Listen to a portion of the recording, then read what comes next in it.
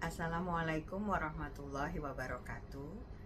Nama saya Siti Jubaidah dengan NIM 859508277. Pada kesempatan ini, saya akan membicarakan tentang pilar-pilar pendidikan menurut Ki Hajar Dewantara serta relevansinya di era digital saat ini. Topik ini menurut saya sangat penting karena perkembangan teknologi sekarang sangat cepat dan pendidikan harus bisa menyesuaikan tanpa kehilangan nilai-nilai dasarnya.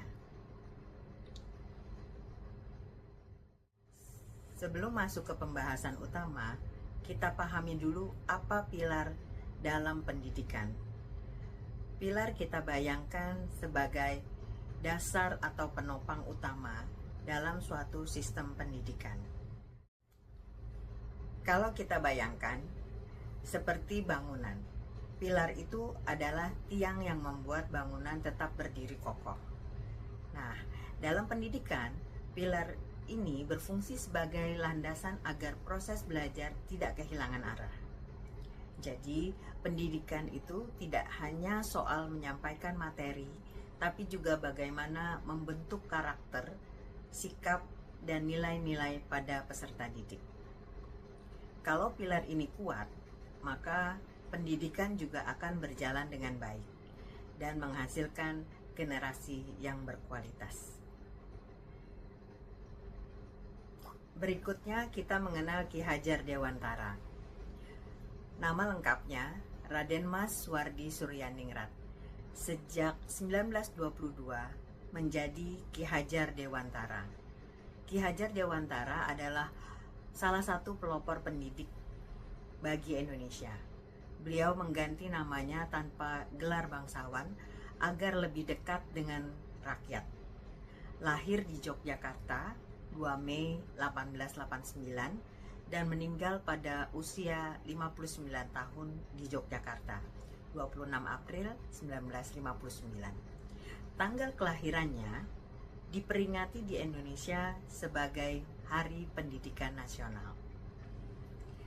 Ki Hajar Dewantara sebagai Bapak Pendidikan Nasional Indonesia merumuskan 3 prinsip pendidikan yang sangat terkenal, yaitu Ing Ngarso Sung Tulodo, Ing Madya Mangunkarso, dan Tutpuri Handayani.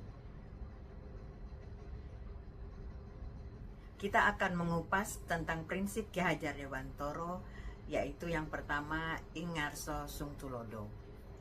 Ing Ngarso Sung Tulodo artinya di depan, memberi teladan. Sebagai seorang pendidik, guru harus bisa menjadi contoh yang baik bagi siswa agar dapat ditiru menjadi teladan. Contohnya, guru datang tepat waktu, berbicara dengan sopan, dan menunjukkan sikap jujur. Apalagi di zaman sekarang, guru juga harus memberi contoh dalam penggunaan teknologi, seperti menggunakan media sosial dengan bijak. Berikutnya yang kedua, Ing Madya Mangunkarso, artinya di tengah membangun semangat. Di sini, guru tidak hanya mengajar, tetapi harus bisa menjadi motivator. Guru harus mendorong siswa agar aktif, kreatif, dan tidak takut mencoba hal yang baru. Misalnya dalam pembelajaran, guru bisa mengajak diskusi, bermain sambil belajar, atau menggunakan media pembelajaran yang menarik supaya anak-anak tidak bosan. Yang ketiga, Tutpuri Handayani, artinya di belakang memberi dorongan. Guru memberikan kesempatan kepada siswa untuk berkembang secara mandiri, tetapi tetap memberi arahan. Jadi, siswa tidak bergantung kepada guru, tetapi belajar untuk mandiri, berpikir sendiri, dan bertanggung jawab.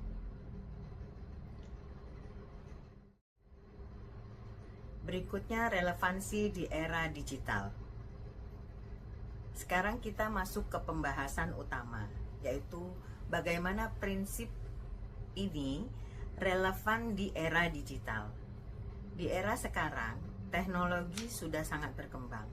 Pembelajaran bisa dilakukan secara online menggunakan aplikasi seperti Zoom, Google Classroom, atau video pembelajaran. Nah, disinilah peran guru tetap penting. Pada prinsipnya, Ingarso Sungtulodo, guru harus menjadi contoh dalam penggunaan teknologi.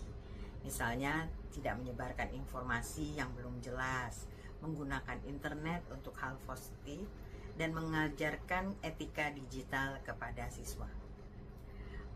Juga pada prinsipnya, ing madya mangunkarso, guru harus membuat pembelajaran yang menarik.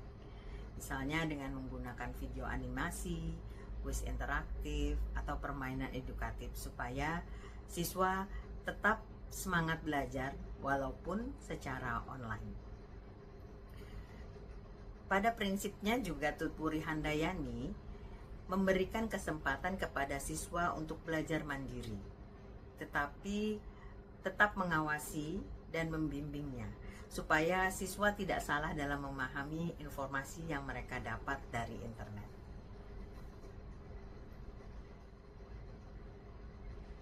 Berikutnya tantangan.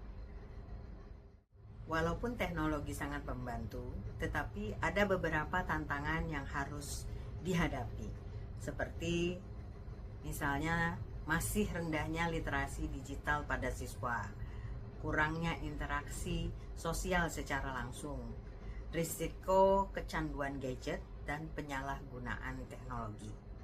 Selain itu, ada juga kekhawatiran bahwa nilai-nilai karakter seperti sopan santun, disiplin, dan tanggung jawab bisa menurun jika tidak dibimbing dengan baik. Berikutnya refleksi. Menurut saya, disinilah pentingnya kembali ke pilar pendidikan Ki Hajar Dewantara. Karena sebenarnya teknologi hanyalah alat. Yang paling penting tetap manusia, yaitu guru dan siswa. Jika guru mampu menjadi teladan, memberi semangat, dan membimbing dengan baik, maka pendidikan di era digital tetap bisa menghasilkan generasi yang tidak hanya pintar, tetapi juga berkarakter. Jadi pendidikan harus seimbang antara teknologi dan nilai-nilai kehidupan. Di akhir kita bisa menyimpulkan pilar-pilar pendidikan menurut Ki Hajar Dewantara masih sangat relevan di era digital saat ini.